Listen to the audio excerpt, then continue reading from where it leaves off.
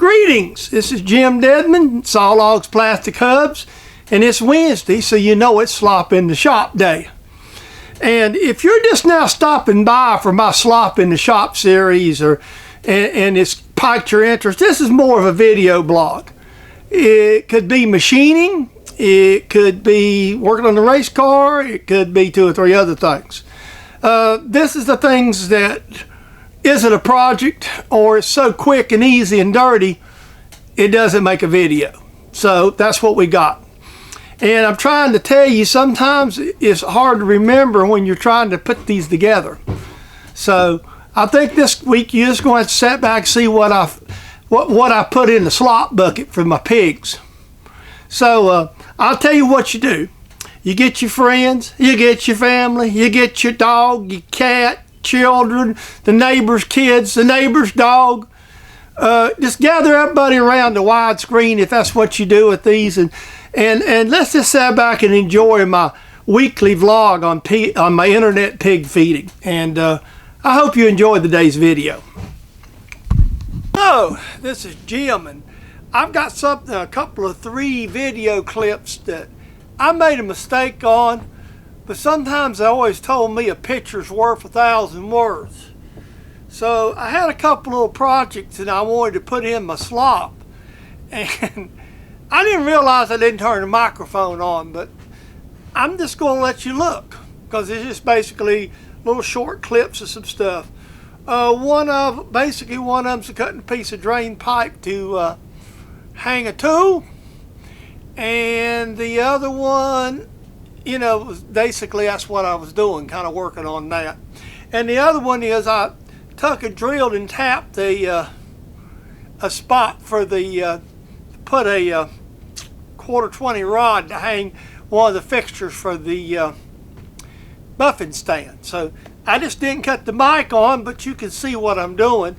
So with no further ado, let's just go ahead and look at those clips today.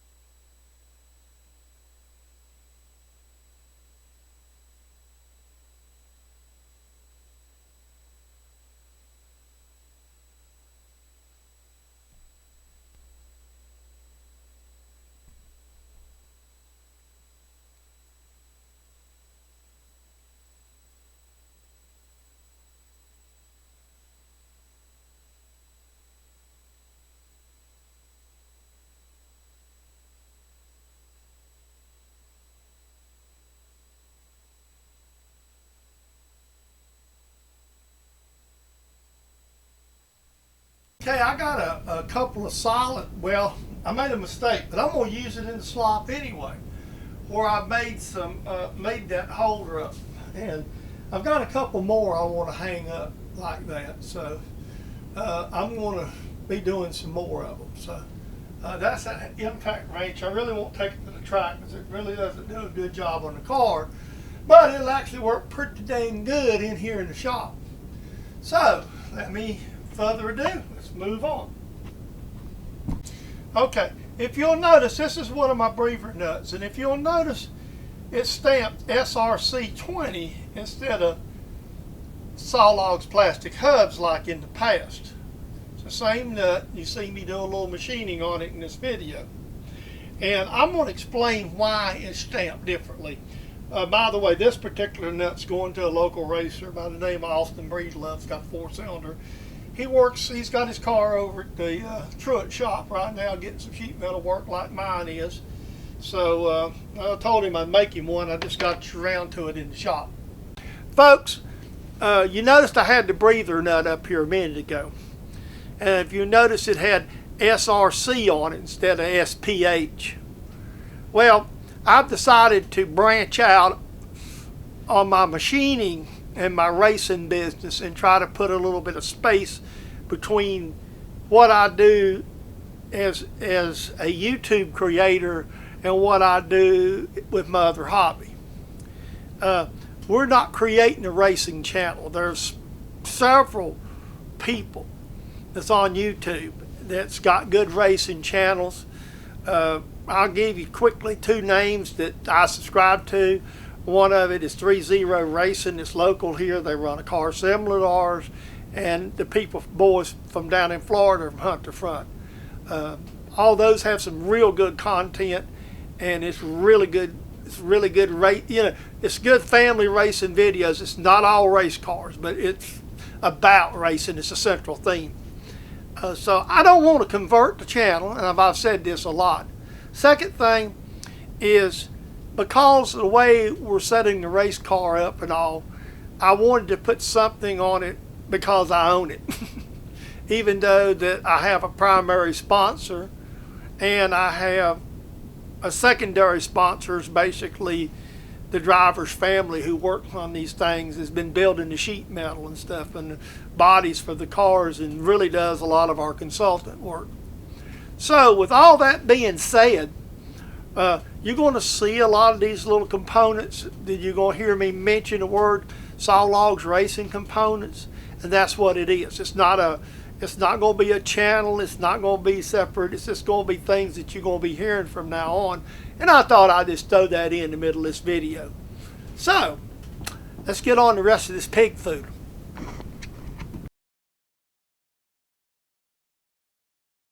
Folks, you know about my tire machine. So this morning I've had these wheels remounted.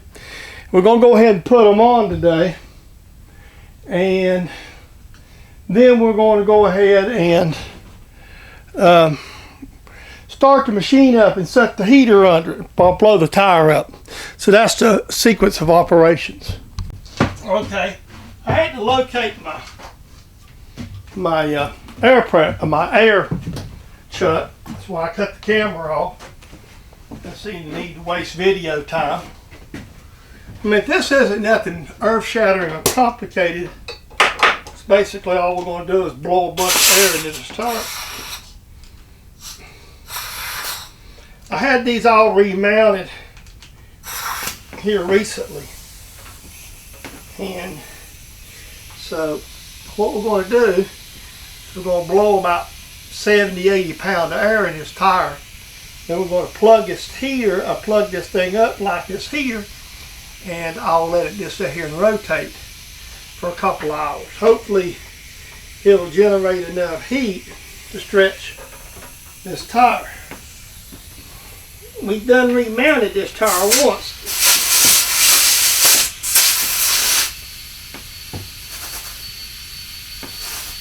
One of the problems you have is when you're doing this, I'm going to go ahead and just cut the camera off. You don't need me showing you how to blow a tire up. I'm going to blow this thing up really heavy, and then I'm going to get back with you. you might notice here in the corner of my shop that racing tire wrapped up. Well, I've done that, and I will promise you we're going to do some tire buffing and stuff on video soon. I done this because I was working on this, and I think I might even mention in another video, or there may be some clips in this one where I've been trying to stretch tires for stagger, and we've not had much success with it. So this tire is going to be on our right rear of a race car, and this is as big as it's going to get, so I've done got it prepped. So what we ended up having to do is use a tire from last season was on the car to get the right number, but it's going on the left rear, which should not give us too much trouble, and because of the way the dynamics of the race cars work. So let's go look at the tire that I'm going to have to go switch out. This is another set of wheels, and what had happened with these, and we're looking to find somebody locally can use these. These wheels are perfectly fine. They're used wheels. They was my nephew, who's my sponsor, had bought these in a deal and given to me. We spray painted them to get a better color on them, but they're basically, the only problem is the bolt pattern's wrong on them. These wheels have what normally called, it's on a Ford product, it's got 5 lugs on a 5-inch bolt circle. Chevrolet or General Motors uses 4-inch, 5 lugs and a 4 3/4 bolt circle. So these type wheels are completely useless. We had brand new tires on them. I've had them dismounted, and I've got new wheels, which I'll show you some of them in the built house in a minute. Okay, what you see sitting in the back of my truck is the left rear that's off the race car right now. I washed it some. It's probably going to need some more cleaning. I took it to the car wash and tried to clean it really good because it's just so, before we had spun it. This one here is going to give us the right amount of stagger. And for you folks that don't understand racing, you use different size tires on different positions in the car to affect the handling. These tires, I think I've mentioned it 3 or 4 times, this is a rethread.